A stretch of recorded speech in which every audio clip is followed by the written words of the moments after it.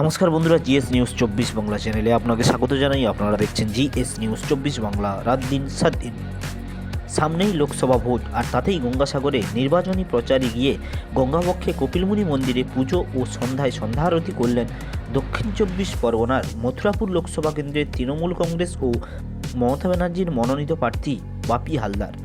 ওনার সঙ্গে ওখানে উপস্থিত ছিলেন সুন্দরবন উন্নয়ন বিষয়ক ভারপ্রাপ্ত মন্ত্রী বঙ্কিমচন্দ্র হাজরা সহ অন্যান্যরা। আর সেই ছবি আপনারা দেখছেন জিএস নিউজ 24 বাংলা চ্যানেলের ক্যামেরার মাধ্যমে। এরপর মথুরাপুর লোকসভা কেন্দ্রের তৃণমূল কংগ্রেস প্রার্থী বাপি হালদার আমাদের জিএস নিউজ 24 বাংলা চ্যানেলের ক্যামেরার সামনে এসে কী বললেন শুনুন। আপনারা দেখছেন জিএস নিউজ 24 বাংলা।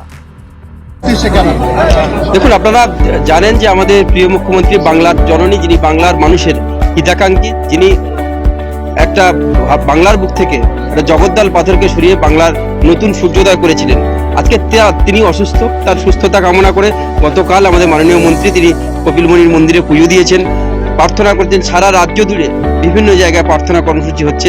আজকে আমরা মা গঙ্গার কাছে গঙ্গা আরতির মধ্য দিয়ে এই সাগরের মানুষ যাতে ভালো থাকে, মাননীয় মুখ্যমন্ত্রী মমতা বন্দ্যোপাধ্যায় বাংলার জননী, বাংলার মা, যাতে করে দ্রুত তিনি সুস্থতা হয়ে ফিরে আসেন এবং আবার বাংলার সমহিমায় তিনি যেভাবে বাংলার মানুষের জন্য যেভাবে নিজের জীবন পণ রেখে যেভাবে লড়ে যাচ্ছেন, সেই লড়াইটা তিনি শুরু করবেন। সেই সুস্থতা কামনা করে আজকের গঙ্গা আরতি এবং সাগরদ্বীপের মানুষ তথা এই মথুরাপুর লোকসভা এলাকার মানুষ যাতে সুখে থাকতে পারে, শান্তিতে থাকতে পারে, সমৃদ্ধিতে থাকতে পারে এবং কোনো রকম যে শত্রু, কোনো রকম যারা ধর্মীয় বিষোদ্গার করতে চাইছে, যারা সাম্প্রদায়িক সম্প্রীতি নষ্ট করতে চাইছে, সমস্ত সম্প্রীতি অক্ষুণ্ণ থাকুক, ভাই ভাইয়ের অটুট বন্ধন থাকুক এবং আমরা সবাই যাতে করে এখানে নিশ্চিন্তে নির্বিঘ্নে থাকতে পারি, সেই কামনায় আজকে আমাদের গঙ্গা আরতি।